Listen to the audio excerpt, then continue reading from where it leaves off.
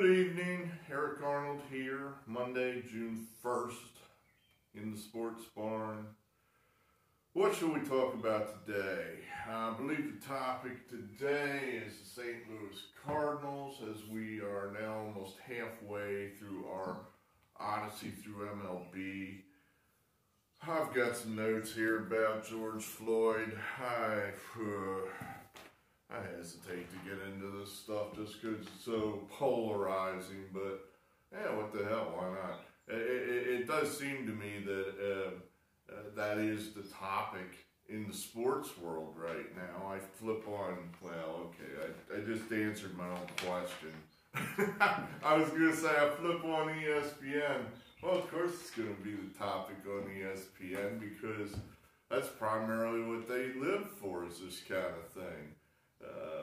I don't think they miss sports all that much at all, as long as they've got George Floyd to talk about.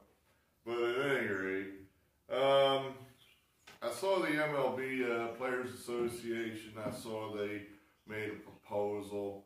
Good, you know, I think it's about as ridiculous as the owner's proposal. So, you know, okay, now you both stake out ridiculously opposite starting points for negotiation, and we have not much time, so, you know, this could take months, I guess, until they finally end up in the middle ground.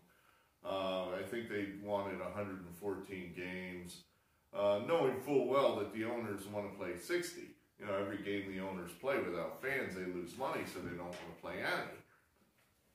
So the player's solution was to say, let's play more games. You know, the owners are only interested in one thing, cutting your salary. So I don't know what's going to happen.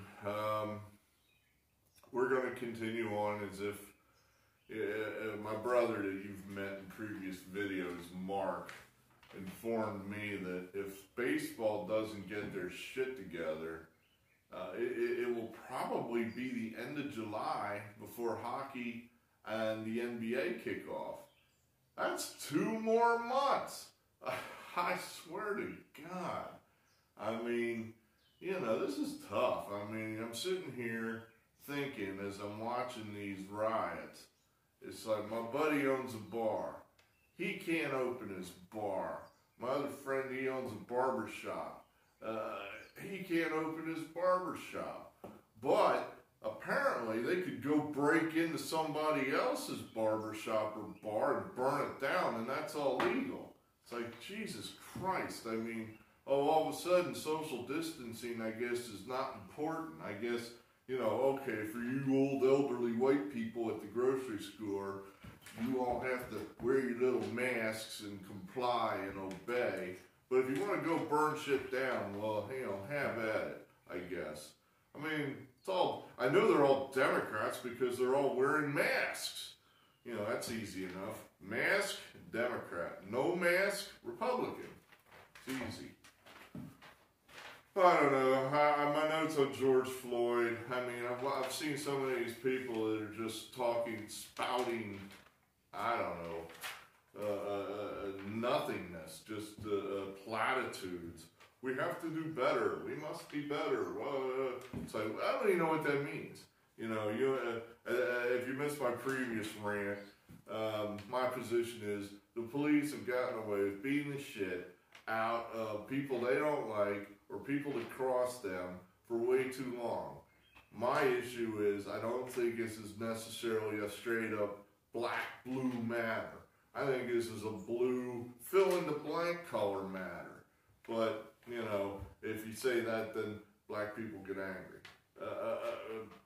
I'll meet you halfway. I think it's probably more likely than not that a black guy is going to get the shit kicked out of him by a cop than a white guy.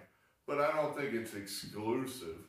I think it's just simply a function of the police, that they're looking for people that cross them. You know, in other words, you didn't comply instantly with my demand.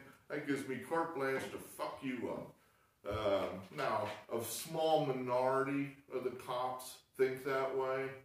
My issue is that all the other good cops circle the wagons around these bad cops, and we can't get rid of them. You know, so here's some thoughts I had. You know, I've heard a number of people, celebrities, whatnot, say, well, I don't know where we go from here. I know where we go from here. This is a local problem. You know, if you're expecting the president, whoever he is, Obama, Trump, whatever, to swoop in and fix this, that's not going to happen. You got to fix this at the local level. You got to have DAs that are district attorneys, prosecutors that are willing to take on the police, take on the police unions. Mostly that doesn't happen. Have you ever watched Law and Order? I mean, you must have. The show's been on for 50 years in various iterations. They tell you right at the beginning of the show, it's a cooperation between the police and the district attorneys. The police make the case, the district attorneys prosecute the case. They go find the evidence, they give it to the district attorney, and he takes it forward. So they're on the same team. So they don't want to work against each other. That's the last thing they want. A district attorney doesn't want to make cases against his own team because he'll get no cooperation then. So you got to make these people do that kind of thing. You got to make them tear out the bad cops. I don't necessarily want all these bad cops in jail. I just don't want them to be cops anymore. Some of these people are just totally ill-suited to be police officers. Don't put them in jail, just kick them off the force. Let them go do something else for a living. This guy, Chauvin, how many complaints did he have? I mean, it was more than 10.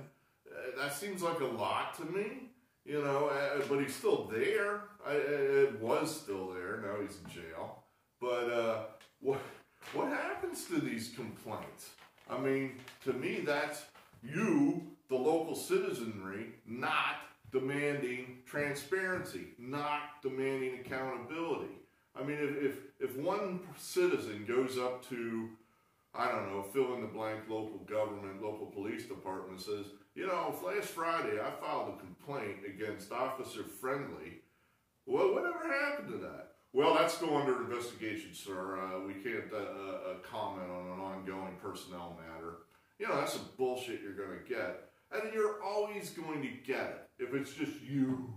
That's always what you're going to get if it's just you. You know, what you got to have is more than one of you to demand answers. It would help if you had an attorney with you, because that frightens the local governments. That frightens these people. Holy shit. We might actually have to go to court and justify our actions. All right, well, here's what we did to Officer Friendly. You know, we gave him a 2-day suspension, you know, with pay.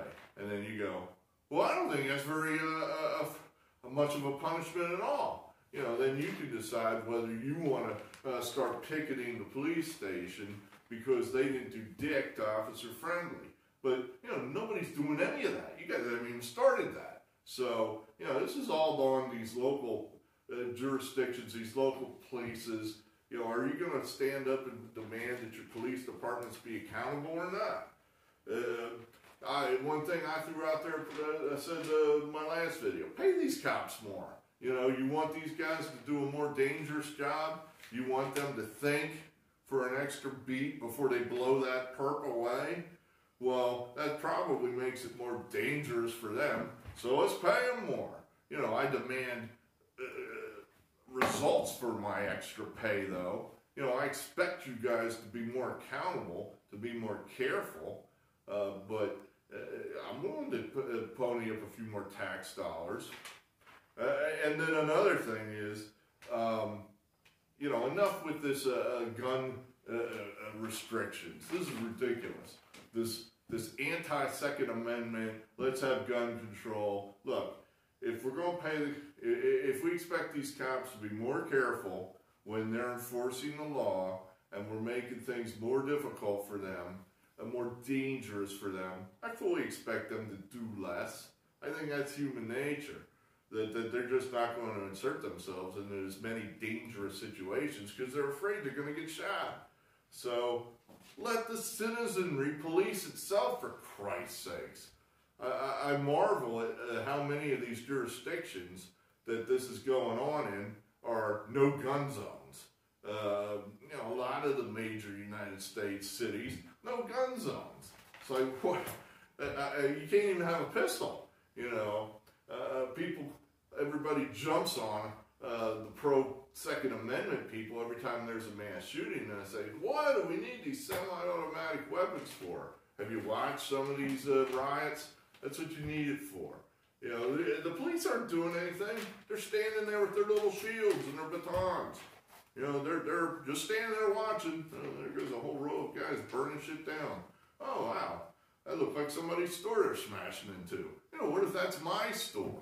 You know, maybe I want to defend it. Maybe I don't just want to let them smash it and burn it down. Maybe I want to defend it. That's what the gun's for. So, these are some thoughts. Yeah, there. You know, so that's a little more for you than, gee, let's all hug. We need to do better. Oh my goodness. Isn't this a tragedy? This country sucks. Let's do better. How about some of that? Let's talk Cardinals. The St. Louis Cardinals, one of the best teams in the National League.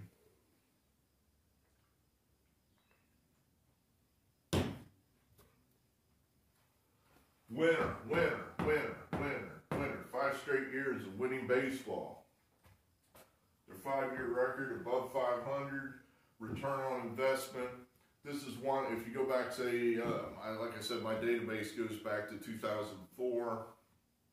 This team is one of, I believe, only 4 that has a makes you money. I think it's the 3rd best team in the majors. What was it? It was the Rangers, the A's, and then the Cardinals. So this is a long-tenured winning franchise. They pitch well, they catch the ball. Hey, that's you know, that's the Cardinals' MO. It has been going all the way back to Whitey Herzog. You know, speed, pitching, defense, and I think that wins you money as a bettor, because these are things that are generally underrated. I think. What was the old commercial? Chicks dig the long ball. You know, what's the highlight on ESPN? The 500-foot home run. You know, the boring old catch. You know, you get some of that, but for the most part, that's generally ignored. The fact that we just make the routine defensive play again and again and again and again, and we don't fuck it up ever, and we just make it over and over and over. That's not shown. So I think that's underrated.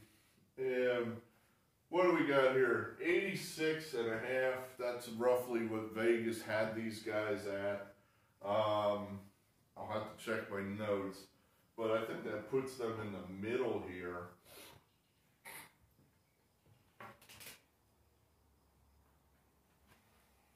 This is the best team in the Central, the National League Central. This is the team. Last year they closed out after the All-Star break, 47-27, over 600 winning percentage, one of the best teams in the National League. They were right up there with the Dodgers and the Nationals in the second half. They lost in the NLCS to the Nationals. They got swept. But this is a young team. This is a team that's getting better. Without a doubt, this is a team that's worth more than that. I like this team, if you couldn't tell by my comments already. So I think you can feel comfortable in putting money on the Cardinals in this truncated season upcoming. So that's what we got there for you. Angry rant about, well, you know, it's angry. I'm not angry about the George Floyd situation. I mean, it just is. As I said previously, I actually think that people are starting to hold the police departments to account more than they were, say, 10 years ago. I mean, it's hard for the cops to get away with some of the stuff they used to get away with because there's so many body cameras now. So that helps. You know, I think progress is being made. You know, I think this entire deal of let's burn shit down night after night is ridiculous. This has nothing to do with police accountability, the issue of how the police conducts itself. I just broke into a store and stole an armful of clothes. What the hell does that have to do with race relations or police brutality? It doesn't have anything to do with anything. That's a crime on any level. So, you know, all you're doing, as if you care. I mean, you don't care. The people doing that shit don't give a fuck about any of these issues, these broader societal issues. They're just criminals. So, you know, all those criminals out there, sooner or later, are just going to make it harder and harder to come to any kind of agreement on these bigger issues.